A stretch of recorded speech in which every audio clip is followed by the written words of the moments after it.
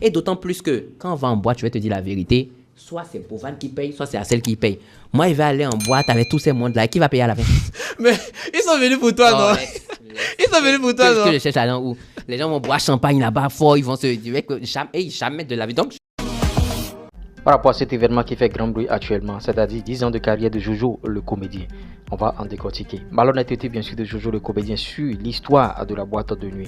Vous voyez, j'ai écouté tout ce qu'il a dit, toutes les réactions et tout. Likez la vidéo, likez au maximum. On va écouter rapidement Jojo et on revient. Donc, je m'y connais pas, d'accord? Ceux qui s'y connaissent bien, c'est Bovan et surtout Axel. Lui, il aime bien tout ce qui est de nuit et tout. Donc, j'ai écrit à Bovan. Bovan m'a fait comprendre qu'il est fatigué, que franchement, il n'a pas envie de sortir. J'ai écrit à Axel. Axel fait, il hésitait encore. Il dit que bon, je te reviens. Donc, j'ai fait une autre vocale à Bichonnette pour lui faire comprendre que, ah tiens, c'est vrai, on devait aller en boîte, mais il y a Bovan qui dit qu'il est très fatigué, qu'il doit dormir. Et Axel ne répond pas. C'est pas comme si j'ai dit que Bovan. J'ai dit Bovan et Axel ne répondent pas. Donc, je te reviens. Donc, directement, j'ai l'impression qu'elle a même oublié que le fait que j'ai dit Axel dans la note vocale, elle s'est directement attaquée au fait que j'ai dit Bovan dedans. Ça m'a un peu étonné parce que j'ai dit Bovan ne répond pas, il doit aller dormir. Mais Axel ne me. Bovan est fatigué, il doit aller dormir, mais Axel ne me répond pas. Donc, moi, je ne peux pas aller parce que je ne m'y connais pas. Et d'autant plus que quand on va en boîte, je vais te dire la vérité. Soit c'est Bovan qui paye, soit c'est Axel qui paye. Moi, il va aller en boîte avec tous ces mondes-là. Qui va payer à la fin? Mais ils sont venus pour toi, non? Ils sont venus pour toi, non? Que je cherche à où les gens vont boire champagne là-bas fort, ils vont se dire que jamais de la vie. Son challenge, il en a plein en poche. Donc, il sait qu'il est arrivé là-bas.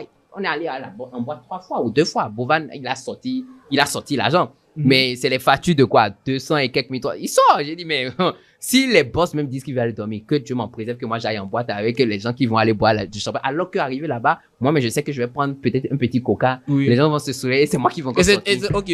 Donc, c'est dans l'optique là que j'ai trouvé déjà le moyen de leur faire comprendre qu'actuellement la boîte n'est pas là.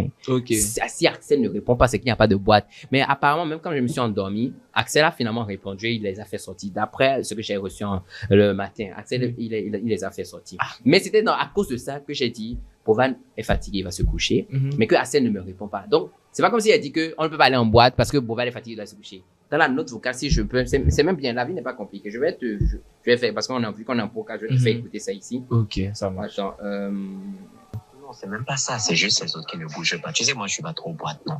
Donc, le directeur de Philadelphia nous a privatisé sa boîte, tu vois. Mais Bovan dit qu'il est fatigué, qu'il veut dormir. Celle depuis, lui aussi, il ne sort pas. Les enfants, ils sont déjà dehors. Donc, moi, je peux pas aller là-bas parce que moi, je m'y connais en rien, tu vois. Donc, les gars, même qui sont faits sont à la maison chez eux. Donc, moi, je sais pas comment je vais gérer ça. Voilà, tu vois. Donc, les gars, même qui sont faits sont à la maison chez eux. Moi, je ne sais pas comment je vais gérer ça. J'ai en aucun cas centralisé le fait de ne pas sortir sur Bovan. Tu vois, j'ai en aucun cas centralisé ça. J'ai directement dit des trucs comme ça. Donc, c'est un peu... Les enfants. Tu les appelles les enfants. Et oui, vous voyez Jojo le comédien. Sur le coup de la boîte de nuit, j'ai vu que Jojo le comédien a été un peu malhonnête du fait comment tu invites des gens qui viennent de l'extérieur, des gens qui viennent de la France, Cameroun, partout. Maintenant, tu organises un brunch. C'est une organisation que tu as planifiée. Tant que ce n'est pas planifié, tu n'aurais pas dû annoncer. Tu as annoncé bien sûr que après l'événement que les gens vont sortir tout ça là. Tout le monde attendait bien sûr cette sortie parce que les gens aiment bien sûr fêter tout ça. Et les gens qui ont payé leur billet eux-mêmes, mais votre événement, votre brunch va leur permettre bien sûr de se détendre, d'oublier tout ce qui s'est passé, même les mauvais trucs qui se sont produits bien sûr. Maintenant, arrivé le jour, l'heure bien sûr de la sortie, les gens te font signe et tu leur dis que Bovan dort. Mais ça n'a pas de sens. Maintenant, tu leur dis que que Axel, comme Bovan dort, Axel, moi je ne m'y connais pas trop en boîte de nuit. Mais mon frère, même si tu ne t'y connais pas trop en boîte de nuit, tu ne peux pas rester à la maison et dire que Bovan dort ou bien non. C'est ton événement. Et c'est pas à Bovan d'aller payer, bien d'aller, bien sûr, régler les factures par rapport à ton événement. Toi-même, tu l'as dit, par rapport au House of Challenge, ou bien comment vous appelez ça. Bovan, il a géré les gens là-bas. 200 000, 300 000, 400 000 en boîte, tout ça. Et sur toi, ton événement maintenant, tu fuis. Et tu dis que Axel va payer, Bovan va payer. Moi, je ne suis pas du genre à aller en boîte et sortir, les gens vont boire. Moi, je vais prendre un petit coca et venir payer. Mais c'est ton événement. Sur ce coup, tu as été très malhonnête. Et tu as même le courage d'aller te reposer, d'aller dormir. sans savoir ce que les gens sont en train de vivre. Est-ce qu'ils sont réellement allés en boîte de nuit? Est-ce qu'ils ont fait l'événement? Et tu dis que c'est le matin qu'on vient te dire que Hassel les a fait sortir. C'est Hassel qui a le temps. Et Hassel, lui, il a déjà une carrière musicale. Il est déjà artiste.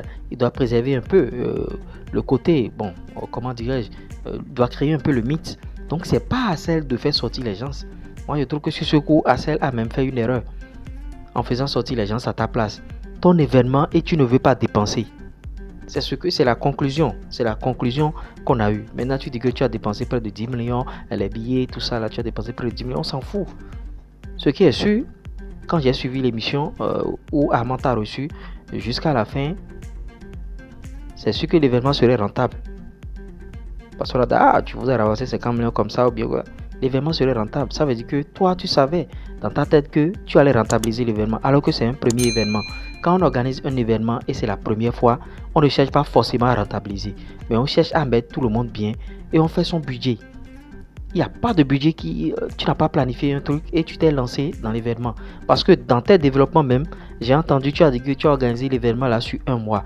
Un tel événement ne peut pas être organisé sur un mois. C'est-à-dire de mai à juin, tu as organisé l'événement. Un tel événement de telle envergure avec ses influenceuses, tout le monde, sur un mois, c'est trop peu. 4 semaines. Non. C'est pas bien. Maintenant, c'est facile de présenter ses excuses et de dire si je ne suis pas en train d'attaquer Jojo, mais je suis en train de lui dire la vérité au fait. Pour ceux qui connaissent la vérité et ceux qui sont en train de bien suivre mon analyse, ils doivent savoir que je suis en train de lui dire la vérité. Les gens s'attendaient à sortir en boîte et tu dis que tu veux Bovan dort. On dit c'est toi qui organise ton truc. L'autre c'est normal, Bovan est venu te soutenir, il est fatigué, il va dormir. Mais c'est toi, tu dois les amener en boîte. Même si tu n'es pas à boîte de nuit, tout ça là, c'est un jour exceptionnel. Et tu dis je ne suis pas en boîte de nuit, je ne suis pas en boîte de nuit, je suis du genre, même si je vais là-bas, je vais prendre un seul coca et c'est moi qui va payer. Non, c'est ballonnette. C'est très très ballonnette. Sur le coût de l'hôtel, on va écouter Jojo. Les gens ont été chassés de l'hôtel, tout ça là. Il va donner son explication et on reviendra conclure. Je vais laisser Mabio en fait son live parce que en fait elle a dit qu'elle va faire, elle a tous les éléments. Elle a ma version, elle a la version de l'hôtel. Parce qu'en fait c'est un peu contradictoire. C'est-à-dire qu'il y a la version de l'hôtel qui fait comprendre que le contrat a pris fin le 6 alors que ça ne devait pas prendre fin le 6. C'est-à-dire que c'était un contrat du 1er au 9. Mais il y a ma version où on est venu vraiment me faire comprendre que non, il y a ma chère étant dans Mabio qui s'est un peu légèrement mal comporté dans les cas d'un des employés et tout. Oui. Et a posté des vidéos qu'il ne fallait pas et tout, tu vois. Donc, il y a ma version, tu vois, il y a la version sur laquelle eux, ils se sont basés de mon côté pour essayer de dire qu'on résilie le contrat et qu'on fait sortir tout le monde. Oui. Et il y a la version que l'hôtel a dit que non, c'est que le contrat était terminé parce que il y a des thèmes qui n'ont pas été respectés. Et en parlant des thèmes, c'est qu'ils ont fait comprendre que les influenceurs qui sont rentrés dans Benin Royal Hotel n'ont pas fait de publicité. Moi, je trouve ça un peu bizarre parce que si vous dites que c'est que ils n'ont pas fait de publicité alors que Mabio a fait de publicité, Mabio ne devait pas sortir. Ouais, elle devait rester. On est d'accord parce qu'elle a fait la publicité. Donc, si vous venez de mon côté, me fait comprendre que c'est parce que vous dites qu'on a qu'à arrêter parce qu'elle a fait telle chose, n'allez pas lui dire à elle que c'est parce que le contrat n'a pas été respecté. Donc, elle a reçu quand même les captures, les informations. Je crois que elle le dira en live. Et comment vous avez géré la situation après alors? Je suis allé la voir. Moi, je dis dans la vie, il faut préserver les relations humaines. Je suis directement allé la voir, je me suis expliqué. Elle a eu ma version. Je me suis excusé par rapport au désagrément, le fait qu'on la change d'hôtel, c'était comme ça, etc. Je lui ai glissé aussi un petit papier pour lui faire comprendre que c'est mes sentiments les plus distingués. Elle a pris et puis voilà. Ok. Et après, vous l'avez trouvé aussi un nouveau logement, etc. Oui et non. Elle-même, elle a trouvé son logement. Elle-même, elle a trouvé son logement. On a trouvé un appartement, mais elle n'avait pas voulu. Ok. Oui, elle a dit qu'elle préférait l'hôtel. Elle-même, elle est partie à l'hôtel, elle a payé son hôtel. Ah, ok. C'est elle-même qui a préféré l'hôtel que de choisir l'appartement que vous l'avez proposé.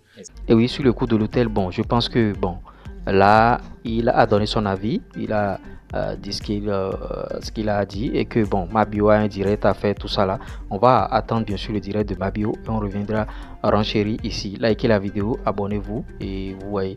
Pour ceux qui veulent commander des TikTok monétisés, commandez plus 229 01 53 63 à 87 30. On va vous aider. YouTube monétisé, monétisation de chaîne YouTube, publicité, promotion pour vos articles. Même si vous êtes artiste, on va faire votre promotion ici. Formation, vous allez faire ce type de contenu jusqu'à aboutir à la monétisation. C'était moi l'URS. Allez, chap.